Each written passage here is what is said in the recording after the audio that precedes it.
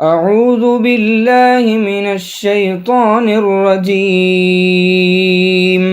I seek refuge with Allah from Satan the outcast. قالوا يا صالح قد كنت فينا مرجوا قبل هذا أتنهانا أن نعبد ما يعبد آباؤنا